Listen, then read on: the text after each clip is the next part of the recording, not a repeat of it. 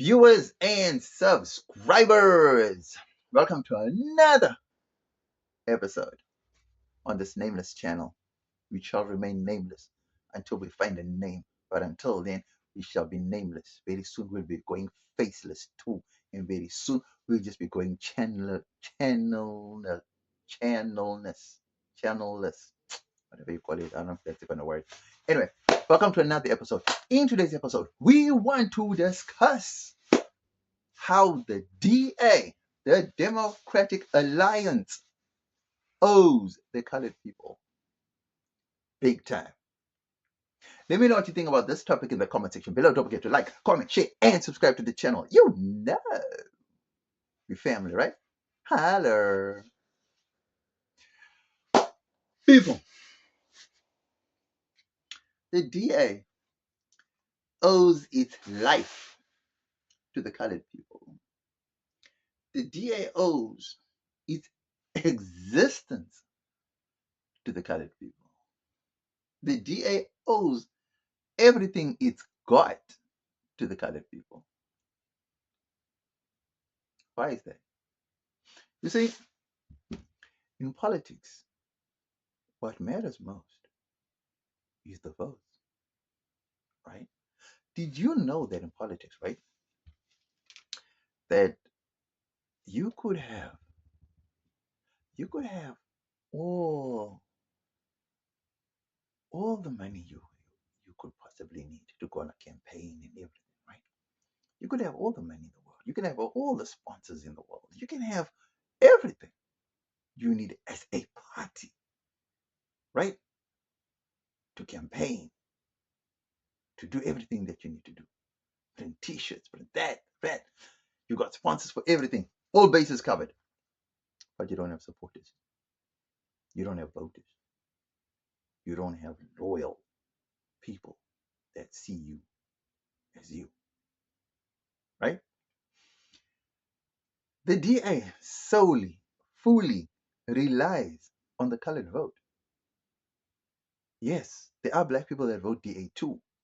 But the majority of colored people vote DA or have been voting DA for the longest of time. Why is that? The main reason is simple.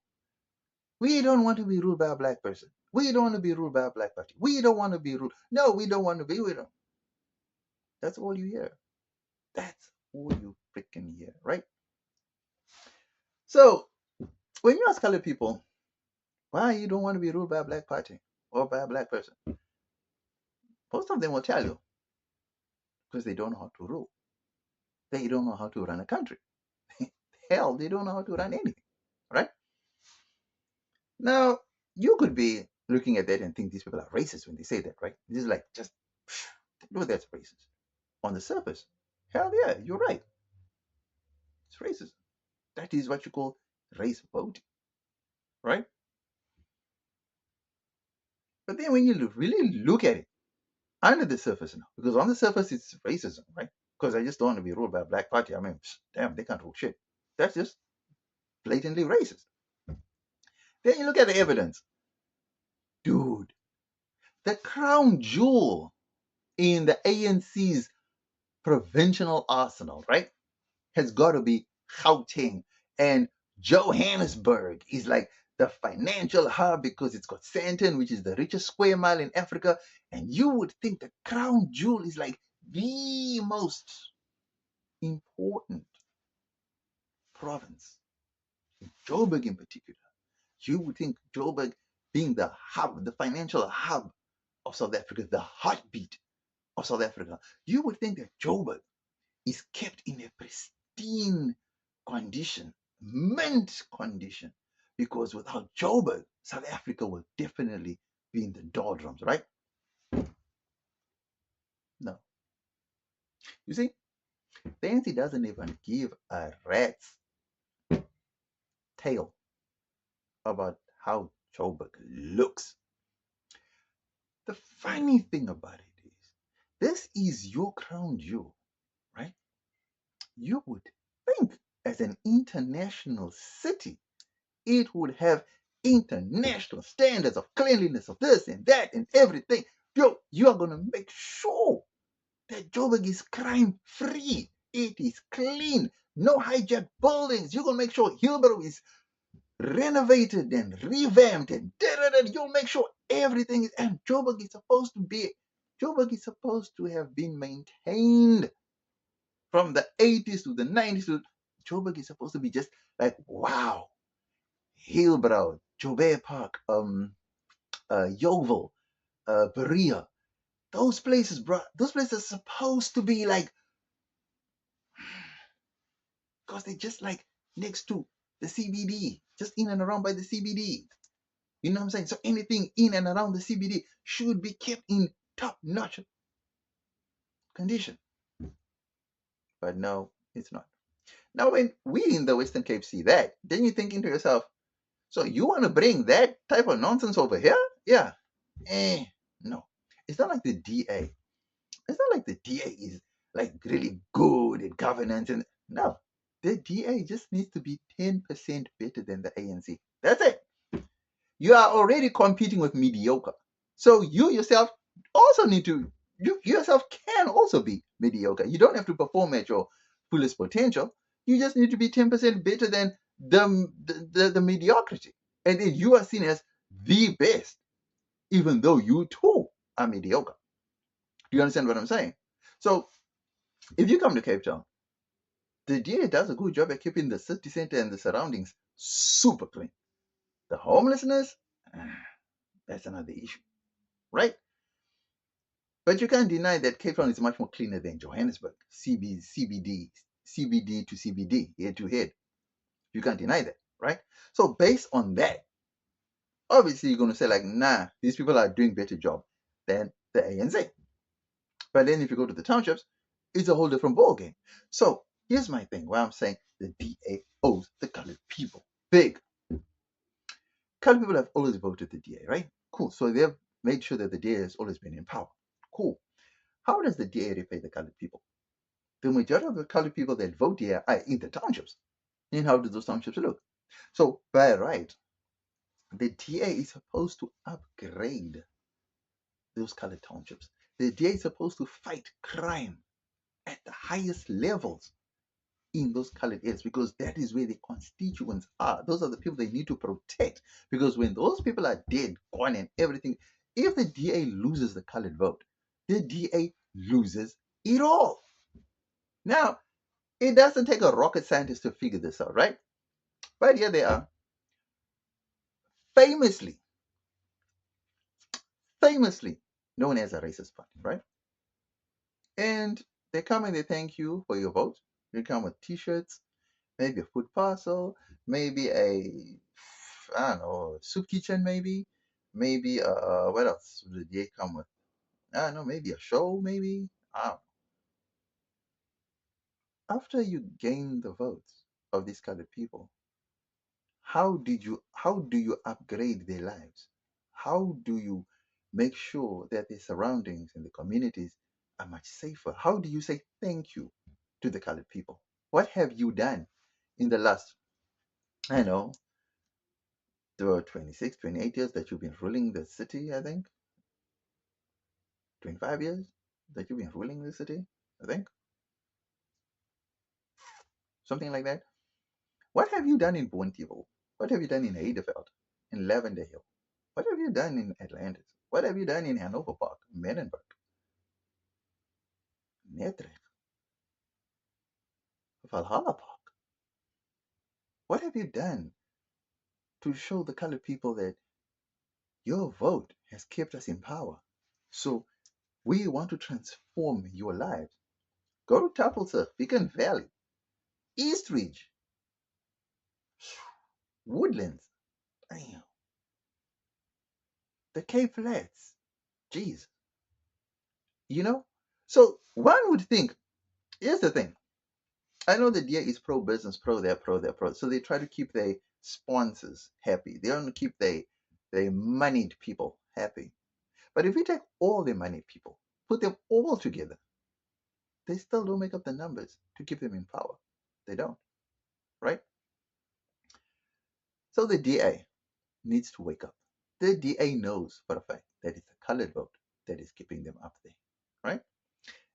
I were a member of the DA or the leader of the DA, which in my view, I don't think the DA will ever get another colored, black leader or anything like that because I think they've experimented enough, from having, I don't know, Patricia Talil, Musi Maimani, uh, Dan Plato.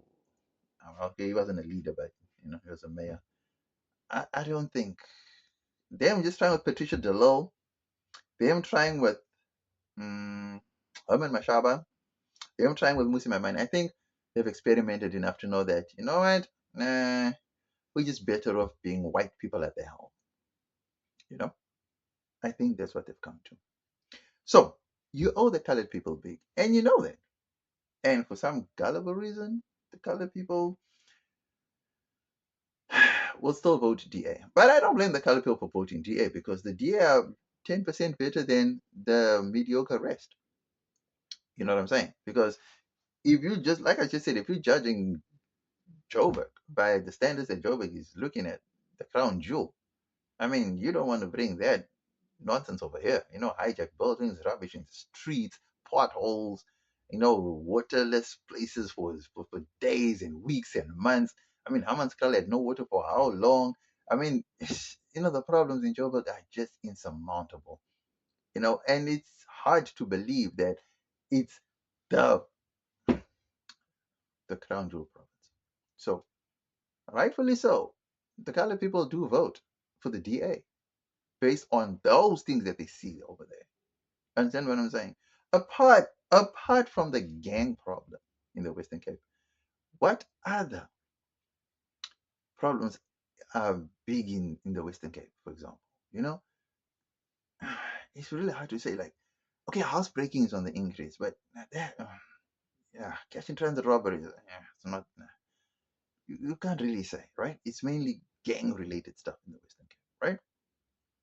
Whereas in Gauteng, gee, where's building hijacking, cash in transit robberies, smash and grabs. What else? Pickpocketing. What else? What else? What else? What else? Uh, man. What am I forgetting? What am I leaving out? It's like almost everything that is not even in the Western Cape is available in Gauteng, Joburg to be precise as well. You understand what I mean? It's like just a big thing. I mean, xenophobia as well. Joburg just got it all. You name the crime, Joburg got it. And it's like no abating. It's like it's going on unabated. And you wonder to yourself, like, is there anyone that's actually running the city of Johannesburg? Really? I mean, known crimes is just like, gee whiz. No one gives a damn about it. Understand what I'm saying? But yeah, the DA really needs to look at ways of showing appreciation for the colored vote because it's the colors that really keep them in power. And that's a fact. And they cannot run away from that. So, by true definition, born people Israel should not be looking the way they are looking. Those people should not be in fear of their lives because they are voting these rich white people into power. Those rich white people are supposed to take the rich white sponsors' money, do what they need to do for those rich sponsors, but then start going from suburb, from township to township, right? And bettering everybody's lives just to say thank you. You understand what I mean? So, like, what can they do? They can improve security. They can improve the roads. They can improve the parks. They can improve the economies of those certain areas. You know, they can invest more. They can get their rich sponsor friends to go and invest more in those places. You understand what I'm saying? There's a whole lot of ways that they can show appreciation for the colored vote. You know what I'm saying? Because it's mainly the colored that hit. Now things are changing. Yes, now there are black people that are voting now for the DA. You see what I'm saying? But let's be honest, it is fundamentally the colored people that have voted DA. And it's for that reason that the DA really needs to say a big thank you to the colored people. And they need to show meaningful ways of doing it. and not just lip service. Because it's sad. You vote for the party and they give you a t-shirt. That's it. Thank you. Here's a t-shirt. Dude, I don't think it's right. I'm not saying spend all your money on each and every household. No. I'm saying go to these communities, create community initiatives that the community themselves can then take over those initiatives, and then they can see how they themselves can benefit from said initiatives. Do you understand what I'm saying? That's all they need. See, that's all they need to do. So it's just a matter of them saying, look, let us build this money generating thing that can generate money for the community. Let the community then take over. They manage it to make sure that there's no corruption, that there's no bad intention, that there's no, I don't know, malice or maladministration or mismanagement of the project itself. A money generating project that the community can take to better the roads, to assist the communities when there's floods, with hunger, with food, with the street kids, if there's any, with the homeless people. Oh, that is what I'm talking about. You don't have to go to each family and be like, oh, here's 1,000 rand, here's 1,000 rand, here's 100. Not that type of a thing. Think of, come up with initiatives that the community can benefit from financially, because what lacks in these communities is finances. So if the community can generate enough finances, they can then set up their own security structures that can then fight off crime in their own areas. So I'm thinking that is the best way that the DA can say thank you to the colored people for keeping them in power, for voting them in power. Because everybody knows when it comes to voting in the Western Cape, the colored vote is the vote that is the deciding factor. And if they can just come up with community projects that are cash generating, right? And then the community can manage the cash flows themselves and then start designating cash for security purposes, for financial assistance, for whatever. But at least the DA needs to pump in money. I don't care if they start every township with at least, let's just say, I don't know, 5 to 10 million to say, right, guys, this is the thing, we're doing this thing. Here's 10 million. See what the community, how you guys can grow, or they even guide them and show them, because most colored people are not financially literate, you know. So if they come in with financial advisors and they come in with these business analysts and say, right, this is the thing we set up, this is the way, this is the vehicle we think is the best for this community, or they look at it, they study, they give this whole input, and they do their whole due diligence, and they come with something practical that generates cash within the community, for the community, by the community. Then they can also now disperse that cash to where it actually needed within the community. And I think safety and security will be top priority in most colored communities. I think that's what they mainly need. Peace of mind. For once, just for once, colored communities need not be places of, I don't know, war zones. Because sometimes, sure, the Cape Flats feels like you are in a war zone. And that, for some reason, needs to stop. And only money can do that. If you have abundance of wealth, why do you think all the affluent suburbs have peace of mind? Because they are flush with cash. They have private security companies. That is what keeps the criminal elements up. So if the colored community could have cash generating projects, right? They could then use the cash in the same way and also have private security companies roaming in the townships. That's just an example, just one example. Let me know what you think about this video. Was I on the money, or did I totally miss it with this one? Don't forget to like, comment, share, and subscribe to the channel. You know, your family, right? Holler.